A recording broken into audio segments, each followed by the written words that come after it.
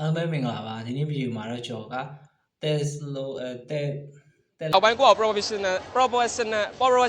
စကားအသိမပြေဘူး Thalassophobia ဆိုတာဘာလဲဆိုတာကိုရှင်းပြသွားမှာပါဆိုတော့ phobia အကြောင်းကိုပြောမှာဆိုတော့ phobia ဘယ်နှမျိုးရှိလဲဆိုတော့ phobia က3မျိုးရှိရဗျာ specific phobia နောက်တစ်ခုကတော့ social phobia နဲ့ agoraphobia ဆိုပြီးတော့3မျိုးရှိရယ် specific phobia မှာဆိုလို့ရှိရင်ကျွန်တော်က phobia ပေါင်း100ကျော်ရှိတယ်ပြောမယ်ဆိုရင်ဒီ thalassophobia ဆိုတာလည်း specific phobia ထဲမှာပါတယ် social phobia ဆိုတာကကျတော့လူအများကြီးရှေ့ကိုမထွက်ရတာလူများရဲ့နေရာတွေကိုမသွားရတာအဲ့လိုမျိုးပြောမယ်ဆိုရင် social မကြတာပေါ့အဲ့လိုယောဂပေါ့ဒါကတော့တနည်းအားဖြင့်ပြောမယ်ဆိုလို့ရှိရင်ကျွန်တော်တို့ introvert extrovert လို့ပြောနေမှာလူရှက်တဲ့ယောဂပေါ့ agoraphobia ကကျတော့လူများ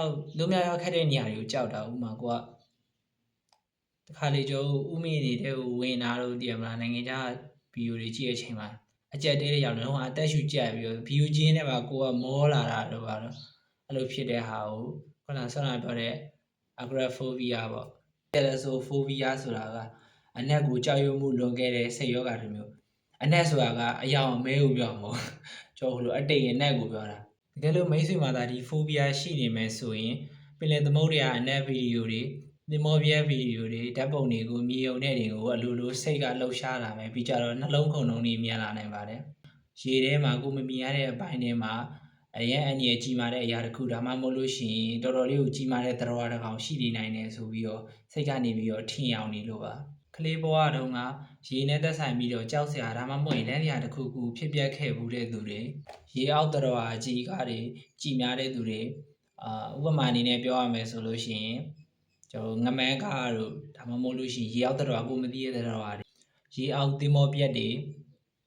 နောက်ပြီးဘာမှမသိတဲ့သမုဒ္ဒရာအောက်ခြေကအတန်တစ်ခုကနေပြီးတော့လူသားတွေပုံဖော်ထားတဲ့ဘလူးဆိုတာပါဆိုတာပဲအဲ့လိုသတ္တဝါအကြီးတွေပုံဖော်ထားရုံပဲရှိတဲ့သတ္တဝါကြီးတွေအဲ့လိုဗီဒီယိုတွေကိုကြည့်ပြီးတော့စိတ်ထိခိုက်ခံထားရတဲ့သူတွေအဲ့ဒီလိုလူတွေမှာပဲ thalassophobia ကအဖြစ်များပါတယ်တကယ်လို့ကိုယ်မှာက thalassophobia ရှိနေတယ်ဆိုလဲစိတ်တမကြပါနဲ့ဒါဟာကိုအားနည်းလို့မဟုတ်ပါဘူး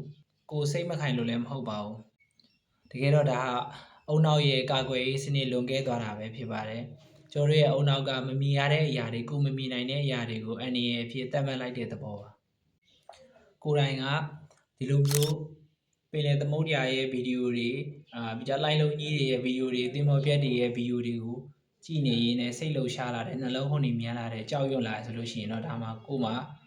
thalassophobia ရှိနေတယ်ဆိုတာကိုပြသနေတာပါဒါပေမဲ့ don't worry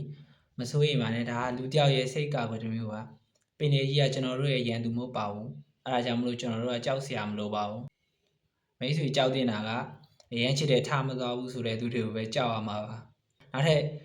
ကြောက်စရာတစ်ခုရှိရပဲအဲ့ဒါကတော့မိတ်ဆွေတို့ရဲ့ KB ရှိလားတင်ငယ်ချင်းဆိုတဲ့ကောင်တွေကိုလည်းကြောက်ရမှာပါ